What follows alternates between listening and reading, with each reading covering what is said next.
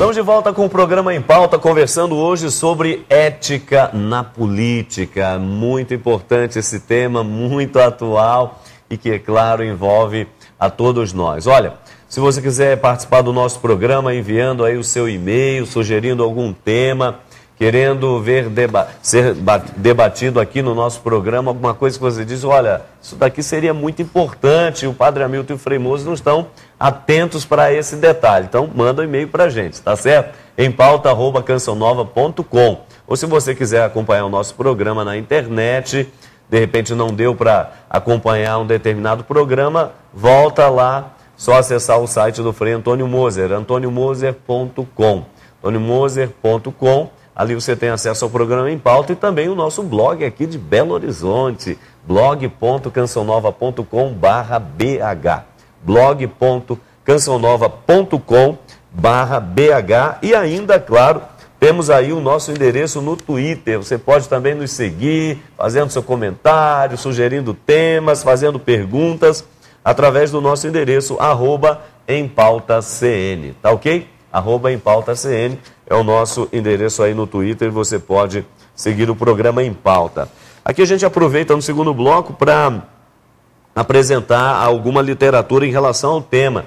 Nós temos aqui esse caderno da Assembleia Legislativa aqui de Minas Gerais, muito interessante, é um caderno semestral, Cadernos da Escola do Legislativo, número 12, volume 12, aqui número 9, e são temas muito interessantes dentro do que nós estamos conversando nessa noite. Ética aplicada, a necessidade de sermos e nos dizermos políticos, a morada da ética aplicada, ética e direitos humanos, éticas e as relações entre Estado, política e cidadania, o discurso da ética, discurso tem muito, não é verdade? O discurso da ética e a ética do discurso, a ética nossa de todo dia. Esse material você pode adquiri-lo, claro, você aqui de Belo Horizonte, só indo até a Assembleia. Mas você de todo o Brasil e além Brasil que nos acompanha pela TV, você pode adquiri-lo pelo endereço eletrônico que vai aparecer aí na sua tela, né? O www.almg, não é? almg.gov.br/cadernos. Vou repetir, www.almg, tudo junto, .gov.br/cadernos, e aí você pode baixar esse conteúdo para você que está nos acompanhando, para aprofundar um pouco mais a temática da nossa noite, porque ética e direitos humanos é muito importante. Frei Mose até anotou aí, não foi, Frei? Anotei sim. Eu fiquei espantado, professor. 75% da nossa população não se interessa pela política. Isso é muito grave. Eu vou traduzir isso em termos bem compreensíveis. Isso é pecado. Você se desligar da política, onde são decididas, são tomadas as grandes decisões para o bem comum, ou então para o mal comum, eu acho que realmente é um pecado muito sério. E o que é que a igreja diz a esse respeito? Primeiro, desde 1891, ela, a partir do Papa Leão XIII, ela periodicamente vai lançando documentos de cunho social, que se chamam ensinamentos sociais da igreja, insistindo sempre de novo, não é? Os cristãos devem participar da política e têm uma contribuição indispensável através da sua compreensão de fé, através justamente dos postulados éticos, etc. E aí eu me pergunto, mas por que essa, digamos assim, abstenção, não do voto, mas não basta votar, não é? Porque essa abstenção do cotidiano, não acompanhar, não se interessar? Eu vejo duas razões, mas queria que o professor completasse. Sim. Primeiro, sem dúvida nenhuma, as desilusões. Foram tantas as desilusões e são continuamente, em todos os níveis, não é? Você fica meio desiludido. A segunda é um esvaziamento mais ou menos, eu diria, construído, esvaziamento das mediações políticas. O professor falou, nos partidos não tem muito peso, o pessoal não se orienta, porque não tem programas assim, muito explícitos, mas, sobretudo, eu acho que é muito grave a mediação. Mediação, associações, várias associações, não é? E que, de fato, foram desarticuladas. E com isso, cada vez mais, nós temos uma centralização num pequeno número, numa elite, que toma as decisões. Nós criticamos, eventualmente, aceitamos ou não aceitamos, mas efetivamente não exercemos a cidadania. Ora, isso é muito sério. E aí, professor? Eu vou complementar. Esse pecado, além de ser um pecado grave, é um pecado que está se expandindo. Há 5 anos atrás, o percentual de brasileiros que não se interessavam pela política era menor, era 70%. Agora estamos em 75%. Né? Não sei onde que isso vai chegar. Mas, de qualquer maneira, a participação política ela não se resume de forma alguma ao momento eleitoral. Infelizmente, é este momento em que se dá mais ênfase. A participação política que não acontece no momento eleitoral, ela é mais custosa, ela é mais trabalhosa. Existe a necessidade de nós termos canais específicos de contato entre o político e o cidadão. Existe a necessidade de organizações. Um autor americano, Robert Putnam, estudando a situação da Itália alguns anos atrás, ele falava que o grau de maturidade política da sociedade era medido pelo grau de associações, de bandas de música que havia em determinadas cidades.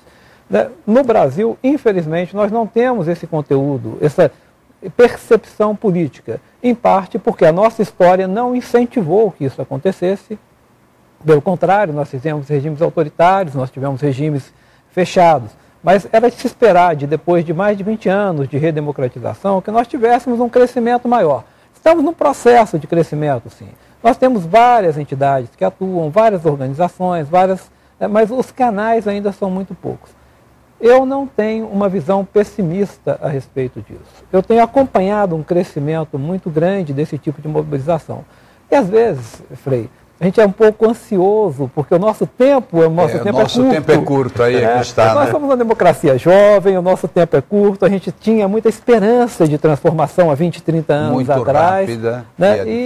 Mas eu estou vendo um amadurecimento político, sim. Eu tenho um pouquinho mais otimista em relação Aliás, o senhor dizia justamente que esse número, 75%, da população não se preocupa muito com a política. No outro dia eu escutava justamente uma reportagem, inclusive no rádio, onde se mostrava também números em relação a isso, mas uma coisa, e aí vem a questão da esperança, não é?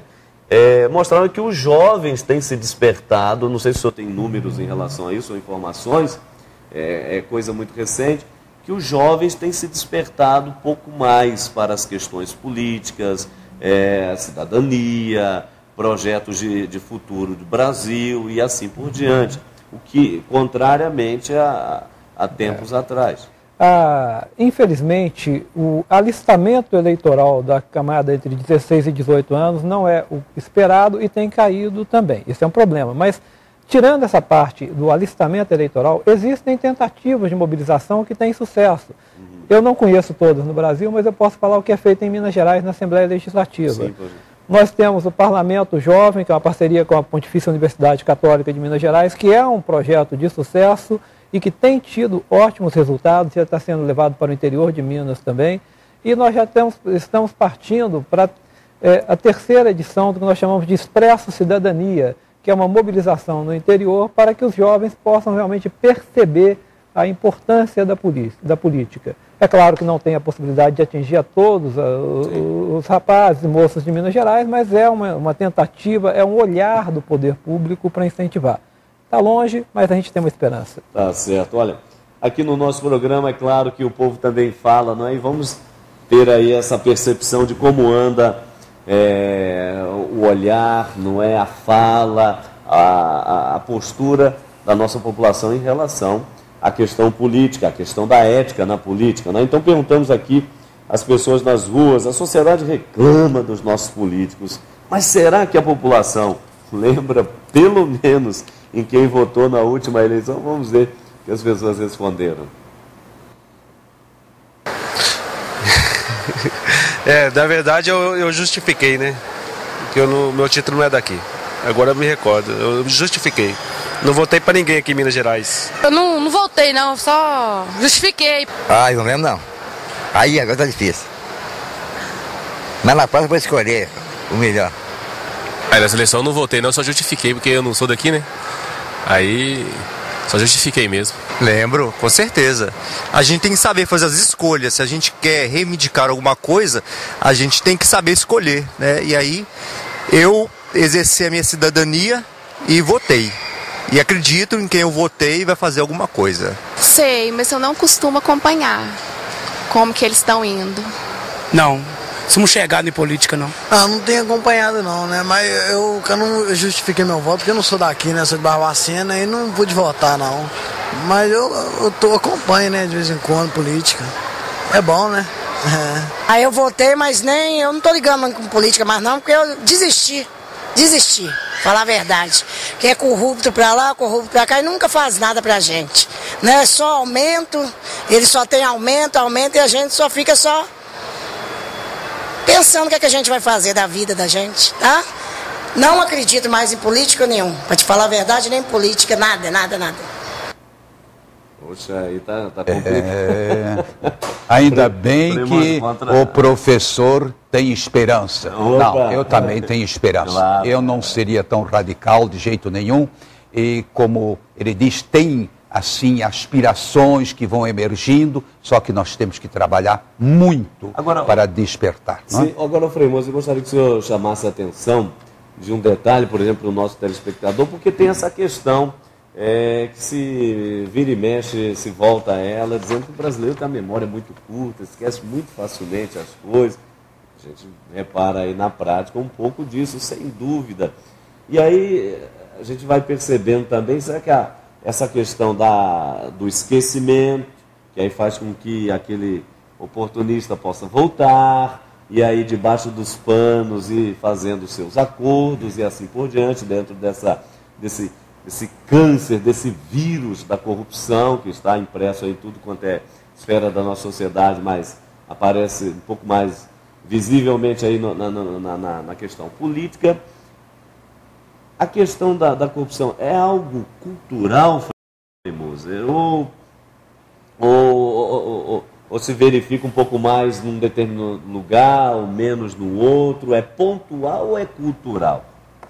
Aqui no caso do Brasil, eu não sei o que o professor vai dizer, eu acho que tem algo de cultural. Quer dizer, desde o começo, sabe, da história do Brasil, e nós sabemos, ao longo desses 500 anos, não é? Sempre houve denúncias, corrupção, contrabando e assim vai. Então tem algo de cultural. Não só cultural. Faltam as mediações que eu falei, falta uma legislação e um judiciário mais, eu diria, comprometido com a ética, no sentido de cobrar, não é? De cobrar. Falta em termos de educação, porque isso deve ser um fator primordial no processo educativo, não é? Desde criança, que realmente não é, se interesse e que se comprometa com o bem da sociedade.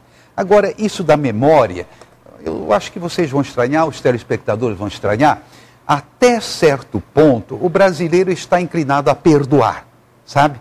Então vem uma pessoa que foi condenada, mas com um discurso bonito, de arrependimento, porque eu reconheço, etc. O povo diz, coitadinho, também bem que merece a compaixão, né? Porque Deus é compassivo. Tem algo disso sim, não tem dúvida. Por outro lado, também não quero exagerar, mas os oportunistas, eles quase sempre voltam, porque eles têm a habilidade de manobra, e sobretudo através da mídia. Então, quase sempre eles voltam.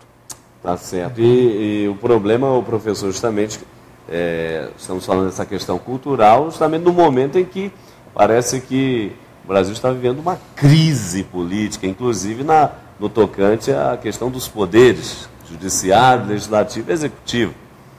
A relação entre os poderes não é uma relação fácil no Brasil. Há um desequilíbrio histórico, não é de agora, né, na relação entre executivo, legislativo e judiciário. O judiciário tem uma posição muito interessante. O judiciário está assumindo um papel de um ativismo judiciário, uma nova forma de atuação, não apenas no Brasil, no mundo inteiro. Isso é combatido ou aceito em vários países.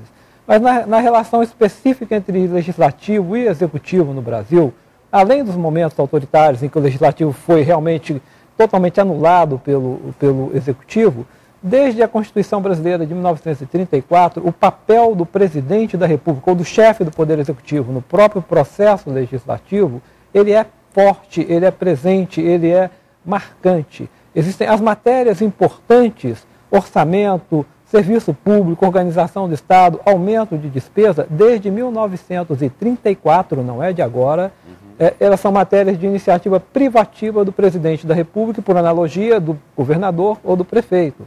Então, na realidade, isso limita demais a atuação do representante, ao contrário dos Estados Unidos, onde o orçamento é elaborado no Congresso e o presidente tem que cumprir, tem que executar.